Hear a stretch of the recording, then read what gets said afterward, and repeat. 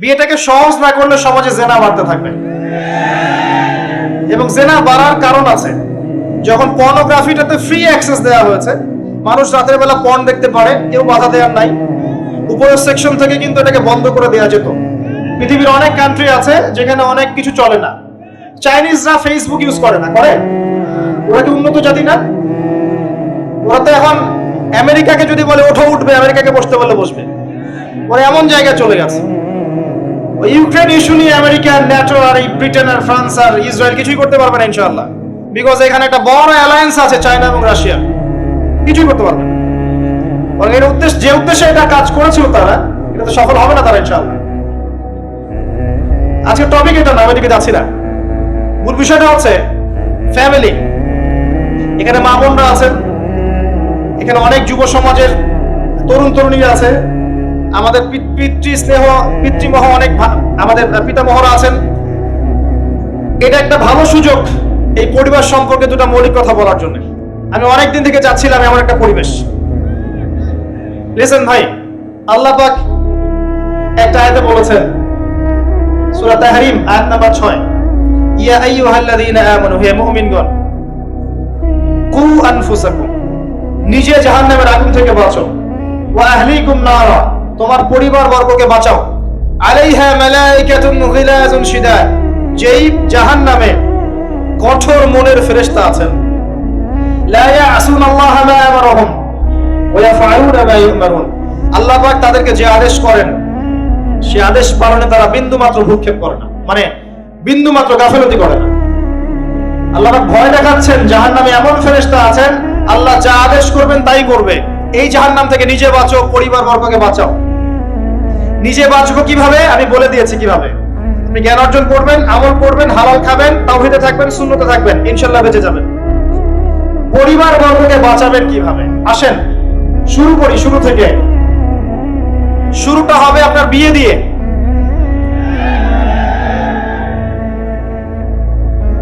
এত এক্সাইটেড হওয়ার কিছু নাই, কারণ এটা এমন একটা বিষয় যেটা করেন নাই বলে এক্সাইটমেন্ট বাড়ছে, করার পরে পস্তাতেও করেন।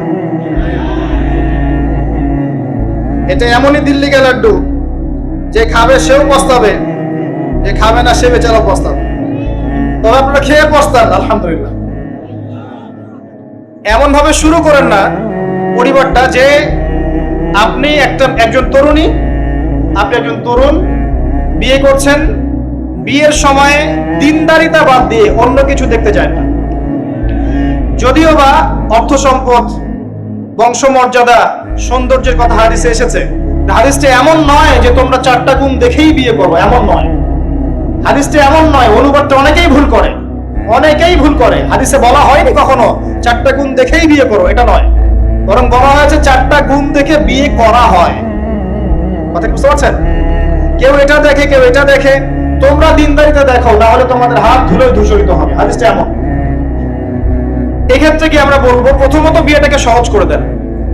বিয়েটাকে সহজ না করলে সমাজে জেনা বাড়তে থাকবে, এবং জেনা বাড়ার কারণ আছে। যখন পর্নোগ্রাফিটাতে ফ্রি অ্যাক্সেস দেওয়া হয়েছে, মানুষ রাতের বেলা পর্ন দেখতে পারে, কেউ বাধা দেওয়ার নাই। উপরের সেকশন থেকে কিন্তু এটাকে বন্ধ করে দেওয়া যেত।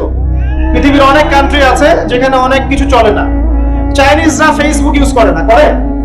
ওরা কি উন্নত জাতি না? ওরা তো এখন আমেরিকাকে যদি বলে ওঠো উঠবে, আমেরিকাকে বসতে বলে বসবে। ওরা এমন জায়গায় চলে গেছে। ওই ইউক্রেন ইস্যু নিয়ে আমেরিকা, ন্যাটো আর এই ব্রিটেন আর ফ্রান্স আর ইসরায়েল কিছুই করতে পারবে না ইনশাআল্লাহ, বিকজ এখানে একটা বড় অ্যালায়েন্স আছে চায়না এবং রাশিয়া। কিছুই করতে পারবে না। বরং এর উদ্দেশ্য, যে উদ্দেশ্যে এটা কাজ করেছিল তারা, এটা তো সফল হবে না তারা ইনশাআল্লাহ। আজকে টপিক এটা না, আমি এদিকে যাচ্ছি না। মূল বিষয়টা হচ্ছে যে সহজ করতে হবে বিয়েটাকে। উপযুক্ত বয়স হয়ে গেলেই একটা উপার্জনের সোর্স খুঁজবেন আগে। বেকার অবস্থায় বিয়ে করতে যাবেন না, উপার্জনের সোর্স খুঁজবেন, তারপরে আপনি আপনার পরিবারকে বলবেন আমার বয়স হয়েছে, আমাকে বিয়ে দাও। এবার আসেন, বিয়ের সময় দিনদারিতা ছাড়া অন্য কিছু দেখতে যায় না। এরপরে যদি সে সুন্দর হয় বা সুন্দরী হয় বা ভালো বংশের হয়, অথবা দেখা যায় যে ভালো টাকা পয়সা বলা ইত্যাদি ইত্যাদি, এটা আপনার নূরুন আলা নূর, এটা বোনাস। কিন্তু এগুলো যদি নাও থাকে, শুধু দিনদারিতা থাকে, আপনি রাজি হয়ে যান। পরিবারের কর্তাদেরকেও বলবো যে মেয়ে বিয়ে দেওয়ার সময় ছেলের টাকা পয়সা দেখতে যায় না, ছেলের স্ট্যাটাস দেখতে চান না বেশি বেশি, পরে দেখবেন এই মেয়ে ওর ঘরে গিয়ে পস্তাচ্ছে। আর ছেলের পিতাদেরকেও বলবো, ছেলেকে যখন বিয়ে দিবেন, একটা মেয়েকে কিনে নিব আর সাথে কিছু যৌতুকের টাকাও নিব, এই টেন্ডেন্সি নিয়ে বিয়ে করতে যায় না। ওই বিয়েতে বারাকা বেশি, যেখানে খরচ কম, যেখানে বেশি হট্টগোল নাই। চট্টগ্রাম অঞ্চলে বিয়ের মতো না, একটা বিয়েতে মনে হয় 40-50 লাখ টাকা খরচ করে ফেলে, গেটেই সাজাবে বলে 4-5 লাখ টাকা খরচ করেছে। এই 5 লাখ টাকা দিয়ে, এই 5 লাখ টাকা দিয়ে আর মনে হয় 10টা-20টা পরিবারকে বিয়ে দেওয়া যাবে। হ্যাঁ, লোহার আংটি দিয়ে বিয়ে করেছে সাহাবী। লোহার আংটিও নাই তোমার বাসায়? বলছে না ইয়া রাসূলুল্লাহ, লোহার আংটিও তো নাই আমার বাসায়। তাহলে কি করবা? কোরআনের কয়টা সূরা জানো? এই সূরাগুলো জানি, এগুলো শিখিয়ে দিও, যাও, মোহর হয়ে গেছে। কত সহজ বিয়ে, কত সহজ। আর এখন যেটা হয়, মেয়ে খুঁজবে দিনদার বিল গেটস, আর ছেলে খুঁজবে দিনদার ক্যাটরিনা। কথা বুঝতে পারছেন? প্রিয় ভাইয়েরা, দিনদারি থেকে প্রাধান্য দেন, আর কিছু না। আপনি সফল হবেন ইনশাআল্লাহ, শান্তি পাবেন। এবং বিয়ের পরে আল্লাহর পক্ষ থেকে একটা ভালোবাসা আসবে। যদি আপনি দেখেন যে আপনার স্ত্রী খাদিজা রাদিয়াল্লাহু আনহার মতো, আয়েশা রাদিয়াল্লাহু আনহার মতো, হাজরা আলাইহিস সালামের মতো সবর করেনেওয়ালা, যে আপনাকে দিনের পথে এগোতে সাহায্য করে, তাহলে আর অন্যদিকে চোখ দেওয়ার দরকার নাই, রাজি হয়ে যান। এরপর আপনার পরিবার শুরু। এখানে উভয়ের মাঝে হৃদ্যতা, ভালোবাসা থাকতে হবে। তবে আরেকটা কথা বলে রাখি, সবাই মনোযোগ দিয়ে কথাটা শোনেন। একটা পরিবারের ভিত্তি শুধু ভালোবাসা দিয়ে টিকে থাকে না। একটা পরিবারের ভিত্তি টিকে থাকে আপোষের, বিশ্বাসের উপরে। একে অপরকে বিশ্বাস করতে শিখতে হবে, একে অপরকে শ্রদ্ধা করতে হবে, একে অপরের সম্মান দিতে জানতে হবে। আপনাকে আপনার স্ত্রীকে আপন মনে করতে হবে, আপনাকে আপনার স্বামীকে আপন মনে করতে হবে। বাইরের মানুষ আপন নয়, এরা আপন আপনার। একজন একজন লেবাস, পোশাক। এরপরে আপনি মোহর শোধ করেন, আপনি সন্তান সন্ততি নেন, সন্তান সন্ততিদেরকে আল্লাহর এবং তার রাসূলের আদর্শে বড় করে তোলেন। পরিবারের মধ্যে তালিম চালু করেন, তালিম। পরিবারের মধ্যে তাওহীদ রাখেন, সুন্নত রাখেন, একসাথে খেতে বসেন। স্ত্রীকে হাদিয়া দেন, স্ত্রীকে গিফট দেন, তাকে মাঝে মাঝে ঘুরতে নিয়ে যান, তাকে নিয়ে রিফ্রেশমেন্টে যান, তাকে সময় দেন, তাকে টাইম দেন, তাকে সময় দেন। নবী সাল্লাল্লাহু আলাইহি ওয়াসাল্লাম আয়েশা রাদিয়াল্লাহু আনহার কোলে মাথা রেখে কোরআন তেলাওয়াত করতেন, তার সাথে চাঁদনি রাতে দৌড়েছেন এবং চাঁদ দেখেছেন, সফর করেছেন, রাতের বেলা হেঁটেছেন, সময় দিয়েছেন, খালি পায়ে হেঁটেছেন। সময় দেন। এখন এমন একটা অবস্থা যে পুরুষদেরকে মনে করা হয় যে তারা হচ্ছে মানি মেকিং মেশিন, তারা খালি টাকা পয়সা মেক করবে, আর স্ত্রীরা হচ্ছে ওই চুলা ঠেলবে সারাদিন। আমরা এমন মনে করে নিই আর কি। আবার এই যে ফ্যামিলিস্ট রেভলিউশন যখন থেকে আসছে, ফ্যামিলিস্ট রেভলিউশন কি জিনিস? দাজ্জালের ফলোয়ার্স আর কি, যে মেয়েদেরকে আপনি ঘরে রাখতে পারবেন না। তো তারা যখন থেকে এসেছে, ইমার্জ করেছে, তখন থেকে তার একটা কনসেপ্ট দিয়েছে যে পুরুষ আর নারী একে অপরের প্রতিদ্বন্দ্বী। দেখবেন প্রতিদ্বন্দ্বিতামূলক কথাবার্তা বলে। স্বামীর মুখের উপর তর্ক করতে যাবেন না। স্বামীকে বাইরে অনেকগুলো বিষয় ফেস করতে হয়। এখন স্বামী মনে করেন প্রশাসনে চাকরি করে, তাকে তার ডিউটি ফেস করতে হয়, তার বসকে মেনটেন করতে হয়, তার এগুলো সামলাতে হয়, তাকে বাজার ঘাট করতে হয়। সারাদিন পরিশ্রম করে সে বাসায় ঢোকার পরে আপনি মুখটা গোমরা করে বসে থাকেন। স্বামী আহলান সাহলান করেন না, তাকে একটু আদর করেন না, মহব্বত করেন না, তো অটোমেটিকলি আপনার দিক থেকে তার মনটা চলে যাবে অন্যদিকে। স্বাভাবিক। আপনি আপনার স্বামীর জন্য সাজেন না, বাইরের মানুষের জন্য সেজে বুঝে আপনি মার্কেটে যান। প্রবলেম সেগুলা। এরা মনে করে স্বামী স্ত্রী একে অপরের প্রতিদ্বন্দ্বী, অথচ এরা একে অপরের পরিপূরক। একে অপরের পরিপূরক। উভয় হৃদ্যতা ভালোবাসার পরিবার গড়ে ওঠে। যে পরিবারের মধ্যে হৃদ্যতা ভালোবাসা আছে, ওই পরিবারের বাচ্চা কাচ্চারা দেখবেন বড় আলেম হবে, বড় নেতা হবে, বড় কিছু হবে ইনশাআল্লাহ। যেখানে এগুলো নাই, ওই সন্তানটা বড় হয় হতাশার মধ্যে, কাজের বুয়ার কাছে, ডে কেয়ার সেন্টারে। এরা তো বড় হয়ে জঙ্গি হবে, সন্ত্রাসী হবে, স্বাভাবিক। ভালো প্যারেন্টিং দিতে পারে নাই। এরকম না বিষয়টা। সময় দিতে হবে, একে অপরের দায়িত্ব বুঝতে হবে, আপোষের মধ্যে বিশ্বাস থাকতে হবে, ভালোবাসা থাকতে হবে এবং সবরের মানসিকতা থাকতে হবে। মেয়েদের ব্যাপারে বলাই হয়েছে তারা বাগাহার, অতএব চাপ দিতে যায় না, ভেঙে যাবে। চাপ দিতে যায় না, ভেঙে যাবে। ওই অবস্থা ছেড়ে দিলে ওই অবস্থায় থেকে যাবে। একটা কথা আমি বলি, আমি শিখেছি আমার লাইফ থেকে, আল্লাহ পাকের প্রতিটা সৃষ্টি এক একটা রূপ। জানেন রাবার গাছ দেখেছেন? রাবার গাছ, যে গাছ থেকে রাবার হয়, গাছটাকে দেখবেন পরিচ্ছন্ন, গাছটা পরিষ্কার। যে নিজে পরিষ্কার করে সে নিজেও পরিচ্ছন্ন। জমিনের মধ্যে দেখবেন মৃত জমিন, বৃষ্টি পড়লো, সজীব হয়ে উঠলো, সবুজ ধান ক্ষেত। এই সবুজ ধান ক্ষেতটা আপনার যৌবন, আস্তে আস্তে ফসল হবে। এই ফসল হওয়ার টাইমটা হচ্ছে আপনার পৌরত্ব। এরপরে ফসলটা কেটে ফেলা হবে। এই ফসলটা আপনার ভালো কাজ, আমলে সালেহ, এটাকে রেখে দেওয়া হবে। বাকিটাকে হলুদ বর্ণের যে খড়কুটা, এটাকে জ্বালিয়ে দেওয়া হবে। এই যে ধান গজালো, একটা সিজন গেল, এর মধ্যে আপনার দুনিয়ার জীবনের হায়াতের রূপকথা আছে। জি, পাহাড়কে দেখেন, পাহাড় বিশালতা নিয়ে দাঁড়িয়ে থাকে। ওর গায়ে যতই ঢিল মারেন, লাথি মারেন, সমালোচনা করেন, সে নড়বে না তার জায়গা থেকে। থাকবে, সে ওর জায়গায় স্টিল থাকবে, কিন্তু সে শান্ত থাকে, সে চিল্লাফাল্লা করে না। তাই যারা সাহসী বীর, তারা বেশি কথা বলে না, শান্ত থাকে।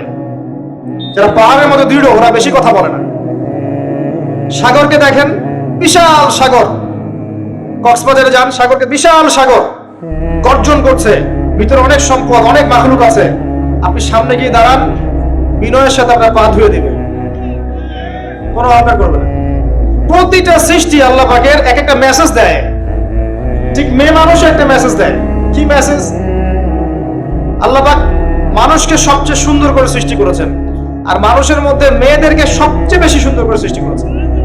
আল্লাহ পাকের সবচেয়ে সুন্দর সৃষ্টি হচ্ছে মেয়েরা, এবং তারা খুব নরম হয়, নরম, প্রজাপতি ধরার মতো। প্রজাপতিকে ধাপ করে ধরতে পারবেন না আপনি, শক্ত করে ধরতে গেলে প্রজাপতি নষ্ট হয়ে যাবে, মরে যাবে।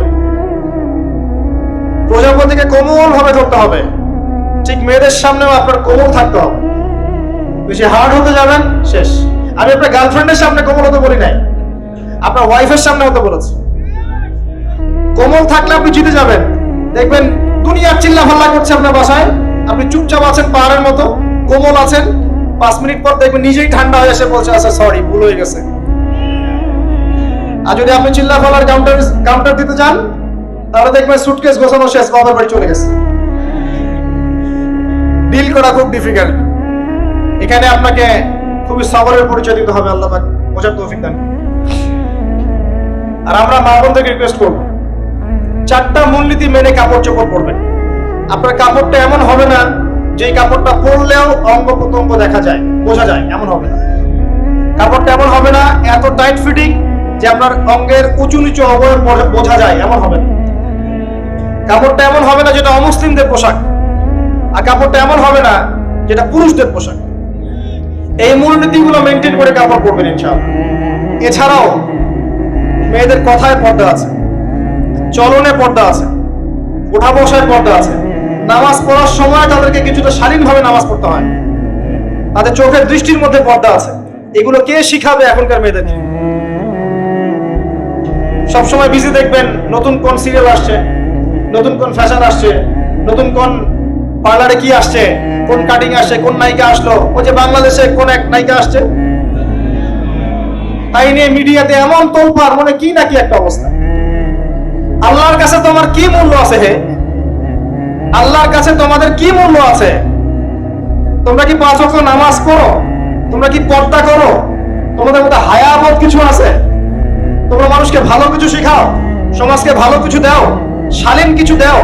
আল্লাহর কাছে তোমাদের কি মূল্য আছে?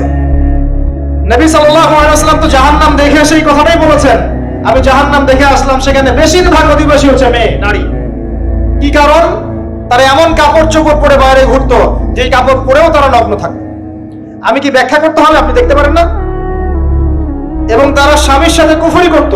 সারা জীবন স্বামী যদি তাদের ভরণ পোষণ দেয়, ভালোবাসে, মহব্বত করে, তাদের জন্য জীবনটা ক্ষয় করে ফেলে, এক পর্যায়ে গিয়ে বলবে, সারাটা জীবন তোমার কাছে কিছুই পাইলাম।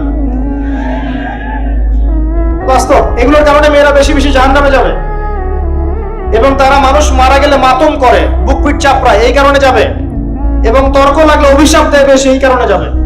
আল্লাহ পাক আমাদের মা বোনদেরকে হেফাজত করুন। তবে একটা হাদিস আছে সুসংবাদের, নবী সাল্লাল্লাহু আলাইহি ওয়াসাল্লাম বলেছেন, একজন নারী যদি 4টা কাজ করতে পারেন, জান্নাতের যে কোনো দরজা দিয়ে ইচ্ছা প্রবেশ করতে পারবেন। 1 নাম্বার 5 ওয়াক্ত নামাজ, 2 নাম্বার রমজান মাসে সাওম, 3 নাম্বার আপনার লজ্জাস্থানের হেফাজত অর্থাৎ খাস পর্দা, এবং 4 নাম্বার আপনার স্বামীর আনুগত্য। ফেমিনিস্ট আকীদার মেয়ে হলে আনুগত্যকে দাসত্ব মনে করে, স্বামীর আনুগত্যকে তার দাসত্ব মনে করে। স্বামী কে? স্বামীর সম্মান বোঝেন আপনি? স্বামী কে? যার ব্যাপারে নবী সাল্লাল্লাহু আলাইহি ওয়াসাল্লাম বলেছেন, আমি যদি আল্লাহ ছাড়া অন্য কাউকে সিজদা করতে বলতাম, তাহলে মেয়েদেরকে বলতাম তারা যেন স্বামীদেরকে সিজদা করে। আপনাকে আমি কিভাবে বুঝাবো স্বামী কে, স্বামীর মর্যাদা কোথায়? এগুলো কি ইসলাম মেয়েদেরকে ডমিনেট করছে এগুলো দিয়ে? কেন? এই স্বামী আপনার জন্য সারাটা জীবন ক্ষয় করে ফেলে। একটা চোর পর্যন্ত, একটা চোর, একটা করাপ্টেড মানুষ, দুর্নীতিগ্রস্ত মানুষ, সে চুরি করে দুর্নীতি করে এনে বাচ্চাকে খাওয়ায়। একটা ধর্ষক পর্যন্ত ওর মেয়েকে আদর করে। পুরুষ মানুষ কি জিনিস কেমন করে বুঝবেন? সারাটা জীবন ক্ষয় করে ফেলায়।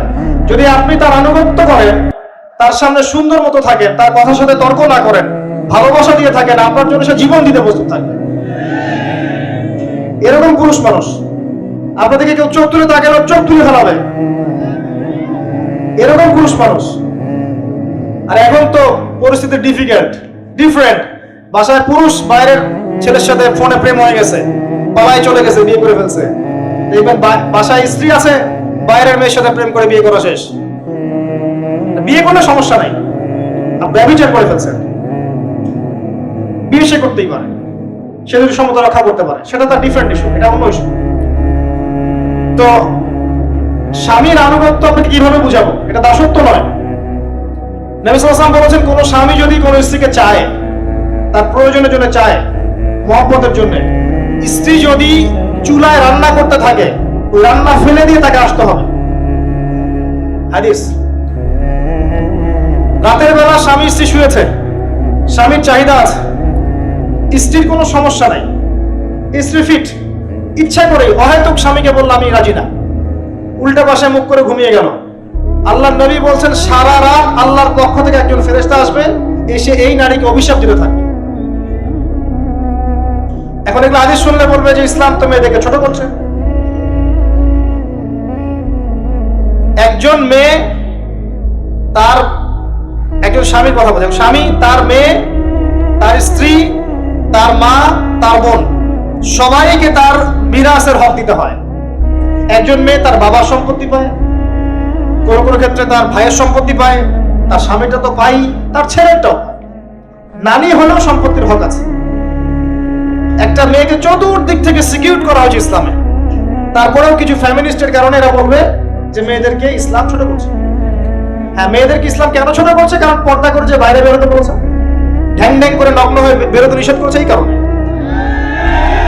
যদি বলে যে হ্যাঁ ইসলাম আপনাদেরকে ফ্রি মিক্সিং এর স্বাধীনতা দিচ্ছে, আপনারা সবাই ফ্রি মিক্সিং করেন, গেঞ্জি পরেন, টি শার্ট পরেন, স্যান্ডো গেঞ্জি পরে বাইরে ঘুরে বেড়ান, টাইট ফিটিং প্যান্ট পরে বাইরে ঘুরে বেড়ান, সব জায়গায় আপনারা ফ্রি মিক্সিং করেন, পর্ন দেখেন, জেনা করেন, মদ খান, ইসলাম খুব ভালো। তখন তোমাদের জন্য তো ইসলাম নয়, তোমরা জাহান্নামে যাও, আল্লাহর কি আসে যায়? ইসলাম তোমাদের জন্য নয়, তোমরা জাহান্নামে গিয়ে মরো, ইসলামের কিছু যায় আসে না। আল্লাহর ওয়াস্তে পারিবারিক আদর্শের দিকে ফোকাস করেন প্রিয় ভাই। নিজে জাহান্নামের আগুন থেকে বাঁচান, পরিবার বর্গকে বাঁচান, পরিবার আরেকটা পার্ট হচ্ছে আপনার পিতামাতার সাথে খারাপ আচরণ করতে চায় না আল্লাহর ওয়াস্তে। সেই ব্যক্তির জন্য ধ্বংস, যার পিতামাতা বেঁচে আছে তাদের হক আদায় করে সে জান্নাতে যেতে পারবে না, তার জন্য ধ্বংস। আরেকটা অংশ আছে আপনার সন্তান সন্ততি, বাচ্চা কাচ্চার প্যারেন্টিংটা খুব সুন্দর করে করেন। যখন আপনি স্ত্রীর সাথে মিলন করতে গিয়েছেন তখন দোয়া পড়েন, আল্লাহুম্মা বিসমিল্লাহি আল্লাহুম্মা জান্নিবনা শাইতান ও জান্নিবি শাইতান মা রাযাকতানা। আমার মনে হয় এখনকার জেনারেশন যেগুলো আছে ফাসিক, মাদক সেবন করে, পর্নোগ্রাফিতে আসক্ত, ইয়াবাখোর, স্মাগলিং করছে, চুরি করছে, হাবিজাবি, ধর্ষণ করছে, আমার মনে হয় না তাদের পিতামাতা তাদেরকে জন্ম দেওয়ার সময় এই দোয়াগুলো করেছিল। কারণ পিতামাতা এই দোয়া করলে ওই সন্তানকে শয়তান স্পর্শ করতে পারে। সন্তান হবে, সন্তান ছেলে হোক মেয়ে হোক, আপনার এটা নিয়ে মন খারাপ করার কিছু নাই। একজন কন্যা সন্তানকে লালন পালন করে সৎপথে পাত্রস্থ করলে এই মেয়ে পরকালে আপনার জন্য জাহান্নামের আগুন থেকে ঢাল হয়ে যাবে। যার কাছে দুইজন মেয়ে আছে, দুইটা মেয়েকে সে ভালো করে মানুষ করেছে, নবী সাল্লাল্লাহু আলাইহি ওয়াসাল্লাম বলছেন সে জান্নাতে আমার সাথে এমন করে থাকবে, এইভাবে। কেউ যদি বিধবার দায়িত্ব নেয়, সেও নবী সাল্লাল্লাহু আলাইহি ওয়াসাল্লামের সাথে এইভাবে থাকবে। এতিমের দায়িত্ব নেয়, এইভাবে থাকবে। ফ্যান্টাসিতে ভুগছেন, একটা এতিম মেয়েকে বিয়ে করেন, একটা অসহায় তালাকপ্রাপ্ত মেয়েকে বিয়ে করেন, একটা বিধবা মেয়ে যার স্বামী মারা গেছে, কেউ নাই দেখা, তাকে বিয়ে করেন, তারপরে বোঝা যাবে আপনার মধ্যে কতটুকু দিন আছে। আর বর্তমান সভ্যতা আমাদের কি সমাধান দিবে? সবাই যদি দিনদার একটা করে ক্যাটরিনা খোঁজে, এই এতিম, এই বিধবা, এই যাদের দেখার কেউ নাই, এই মেয়েগুলা কি রাষ্ট্রের সম্পত্তি হয়ে থাকবে? এর দায়িত্ব কে নিবে? পুরুষরা যদি দায়িত্ব না নেয়, কে দায়িত্ব নিবে? এখন কেউ যদি ওদের দায়িত্ব নিতে যায়, তখন তাকে আবার খারাপভাবে উপস্থাপন করা হয়, এই ব্যক্তির মনে হয় চরিত্র খারাপ। কিন্তু এদিকে বাইরে 10টা জেনা করে বেড়াচ্ছে, কোনো সমস্যা নাই, এগুলো কুস্কায়। এসব জাহেলদের জন্য ইসলাম নয়। ইসলামের প্রতিটা বেসিক ফান্ডামেন্টাল মানবতার কল্যাণের জন্যই এগুলোকে ফরজ করা হয়নি। আপনি নফল, আপনার সামর্থ্য থাকলে আপনি করতে পারেন, না করলে কোনো সমস্যা নাই। কেউ যদি করে যে ইসলাম পরিপূর্ণরূপে পালন করার চেষ্টা করছে, এটার উপর আমল করার চেষ্টা করছে, তাহলে আপনি তাকে ক্রিটিসাইজ করছেন কেন? কি সমস্যা আপনার? আরেকটা পয়েন্ট হচ্ছে সন্তান সন্ততি।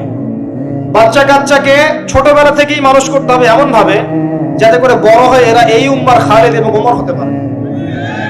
বাচ্চা ছোট বাচ্চাকে আপনি ভালো খাবার দেন, মায়ের স্নেহ দেন, বাবা মার সাথে রাখেন, একটু গ্রাম্য পরিবেশে নিয়ে গিয়ে তাকে বড় করেন। কেন বলছে কথা? এখানে পরিবেশ সুন্দর থাকবে, সে দৌড়াবে ধুলার মধ্যে, মাঠের মধ্যে খেলবে, সুন্দর ভাষা শিখবে। এরপর তাকে ভালো প্রতিষ্ঠানে পড়ান। প্রতিষ্ঠানটা এমন হবে যে প্রতিষ্ঠানে জেনারেল শিক্ষা, ইসলামিক শিক্ষা একসাথে দেয়া হচ্ছে, সে সব শিখবে। আমার ছেলে কোরআনে হাফেজও হবে, আমার ছেলে ডক্টরও হবে ইনশাআল্লাহ। এভাবে করে করুন। আধুনিক হন, মাথাটা খাটান, ব্যাকডেটেড মানসিকতা বাদ দেন। বিশ্বটা এগিয়ে গেছে, আমাদেরকে এগিয়ে যেতে হবে। একমুখী জ্ঞান দিয়ে আপনি কিচ্ছু করতে পারবেন না এই যুগে। দ্বিমুখী শিক্ষার একটা হারমোনিয়াস কম্বিনেশন দরকার। আমাকে কোরআন জানতে হবে, সায়েন্সও জানতে হবে, নাহলে আমি সায়েন্স দিয়ে কোরআনকে ব্যাখ্যা করতে পারবো না, কোরআন দিয়েও সায়েন্সকে ব্যাখ্যা করতে পারবো না। জানতে হবে, আমাদেরকে শিখতে হবে, পড়তে হবে, প্রচুর পড়তে হবে। বাচ্চাদেরকে ছোট থেকে বড় করে নিতে হবে। আস্তে আস্তে গিয়ে দেখবেন তারা যখন কিশোর, তাদের বন্ধু বান্ধবের সাইকেল দিকে খেয়াল রাখেন। আপনি বাবা হিসেবে তার বন্ধুর মতো আচরণ করেন, মা হিসেবে তার সাথে বান্ধবীর মতো আচরণ করেন, তার সাথে ক্লোজ হন, তার সমস্যাগুলো জানার চেষ্টা করেন। তাকে ফ্রি মিক্সিং এর মধ্যে পড়াশোনা করতে দিবেন না, না হলে স্কুল লাইফে সতীত্ব হারিয়ে ফেলবে। অনেক সময় অনেক মেয়ে আছে স্কুল লাইফে সতীত্ব হারিয়ে ফেলেছে, কলেজ লাইফে যেতে যেতে প্রস্টিটিউশনে চলে গেছে। অনেক মেয়ে আছে, এগুলো টপ সিক্রেট না, এগুলো সব ওপেন সিক্রেট। এখন ঘরে ঘরে সমস্যা, মানুষ লজ্জায় বলতে পারে না। যে কটা মিডিয়া আসে এগুলো তো আমরা জানি, ঘরে ঘরে এই সমস্যা ঢুকে গেছে, মানুষ লজ্জায় বলতে পারে না। ছোট ছোট বাচ্চা মেয়েদেরকে পর্যন্ত রেপ করা হচ্ছে এখন। এটা সেই ফ্যামিলিস্ট রেভলিউশনের কারণেই হচ্ছে। যত বেশি জেনাকে উস্কে দেওয়া হবে, তত বেশি ধর্ষণ বাড়বে। ধর্ষণ বাড়তে বাড়তে এক পর্যায়ে বাচ্চাদেরকে ধর্ষণ করা বাড়বে। এরপরে কি হবে জানেন? এরপরে মানুষ সমকামী হবে বেশি বেশি, ছেলের সাথে, নাউজুবিল্লাহ। তারপরেও কি হবে বলে যাচ্ছি, এরপরে আরো একটা ধাপ আসবে, যখন মানুষ গবাদি পশুর সাথে জেনা করবে। দেখে নিয়েন, এগুলো হাদিসে এসেছে, এমনি এমনি বলছি না, মানুষ এগুলো করবে। বাচ্চা কাচ্চাকে বড় করেন, ভালো খাবার দেন, ওকে খেলাধুলা করতে দেন। ও যত বেশি খেলাধুলা করবে, ওর শরীরটা ক্লান্ত হবে, তখন খাবে ভালো, বেশি খাবে, ব্রেন শার্প হবে, ওকে ওর নেতৃত্ব দেওয়ার যোগ্যতা অর্জন হবে। ওকে খেলাধুলা করতে দেন, ওকে ব্যায়াম করতে বলেন, ওকে সাঁতার শেখান, ওকে তাইকুন্ডু শেখান, ওকে ফিজিক্যাল এক্সারসাইজ শেখান। ওই ডিভাইসে অ্যাডিক্টেড করবেন না, উল্টাপাল্টা কার্টুন দেখান না, উল্টাপাল্টা অ্যানিমেশন দেখান না, এমন গেমসের মধ্যে আসক্ত করে দিয়েন না, বাসা ডিভাইস দিয়ে দিয়েন না, সারাদিন এগুলো খেলছে, এগুলো দিয়েন না। ওকে কায়িক পরিশ্রম করান, একটু বড় হয়ে গেলে বাজারে পাঠান, বাস্তবতা শিখুক, সংসার করতে শিখুক, ডিল করতে শিখুক, সামাজিকতা শিখুক। ওকে সামাজিক বানান, গাছ লাগানোর কাজে ওকে ইনভলভ করে দেন, রক্তদান কর্মসূচিতে ওকে ইনভলভ করে দেন, ওকে সমাজ কল্যাণমূলক কাজ করতে শুরু করে দেন, দেখবেন ও সামাজিক হবে ইনশাআল্লাহ। কম্বল বিতরণ করতে বলেন, ত্রাণ দিতে বলেন, ওকে ওকে উৎসাহ দেন, নামাজে উৎসাহ দেন, রোজা রাখতে বলেন, মেয়ে ছোট থেকে মেয়েকে পর্দা করতে বলেন। ও দেখবে যে আমার মা যখন বাইরে যায় তখন এই পোশাকে বাইরে যায়। আলহামদুলিল্লাহ, আমি দোয়া করি আল্লাহ পাক আমার মেয়েকে যেন খাদিজা রাদিয়াল্লাহু আনহার মতো কবুল করে। আমাকে বলেছে যে বাবা আমি 5টা বোরখা নিব। ওর বয়স 3 বছর। ওকে ওর মা বলেছে যে বাইরে যেতে হবে বাবার সাথে একটা প্রোগ্রামে, ও বলছে আমি বোরখা পরবো না হলে যাবো না।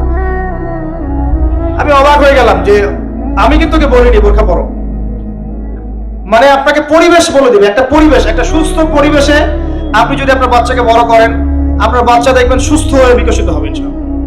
একটা অসুস্থ পরিবেশ দেন যেখানে ঝগড়াঝাটি, মারামারি, রাহাজানি, কাটাকাটি, সুদ, দুষ, জেনা, ব্যভিচার আছে, এই যে আপনার অপসংস্কৃতি আছে, আপনার বাচ্চাটা আস্তে আস্তে নষ্ট হয়ে বেরোন। পরিবেশ দিতে হবে। অসুস্থ পরিবেশের মানুষ কখনো সুস্থ জাতি উপহার দিতে পারবে না। তো এই বিষয়গুলো দিকে খেয়াল রাখেন, মেয়ের পোশাকে খেয়াল রাখেন, তবে মেয়েকে কার কোলে তুলে দিচ্ছেন এটা খেয়াল রাখেন। এই যুগটা খুব কঠিন যুগ, কাছের মানুষদেরকে দ্বারা মেয়েরা ধর্ষিত হচ্ছে, খুব খেয়াল রাখেন। বাসায় কাজিনের এত থ্রু অ্যালাউ করেন না, কাজিন সম্পর্ক থ্রু করেন না, অ্যালাউ করেন না। আপনার মেয়েকে মেয়েদের ব্যাচ একটা পুরুষ টিচার পড়াচ্ছে, ওই ব্যাচে আপনি মেয়েকে পড়তে দিয়েন না। একটা কোচিং এর ভাইয়া বাসায় এসে আপনার মেয়েকে প্রাইভেট পড়াবে গোপন কক্ষে, এগুলো করতে দিয়েন না। পরে আপনার মেয়ের ইজ্জত চলে গেলে আপনি হাওয়া করবেন, তখন আপনি অ্যাক্সেস করে দিচ্ছেন, জেনার সুযোগ দিচ্ছেন। শয়তান উস্কে দিবে, শয়তান তো চাচ্ছেই জেনা করাতে। মেয়েদেরকে মেয়েদের পরিবেশে পড়ান, ছেলে থেকে ছেলেদের পরিবেশে পড়ান। ওরা বড় হোক, ম্যাচিউরড হোক, যখনই বিয়ের বয়স হয়ে যাবে দ্রুত বিয়ে দিয়ে দেন। বিয়ের পরে না পড়াশোনা করুক। বিয়ের পর পড়াশোনা করে অনেকে বড় আলেম হয়েছে, অনেকে বড় জাতির নেতাও হয়েছে। আমাদের জাতির পিতার ইতিহাস দেখেন, কত বছর বয়সে তিনি বিয়ে করেছিলেন, ইতিহাস দেখেন। একজন প্রেমময়ী নারী যদি পাশে থাকে, একজন ব্যক্তি বিশ্ব জয় করতে পারে। এই যে প্রমাণ দেখিয়ে দিয়েছে, করেন নাই?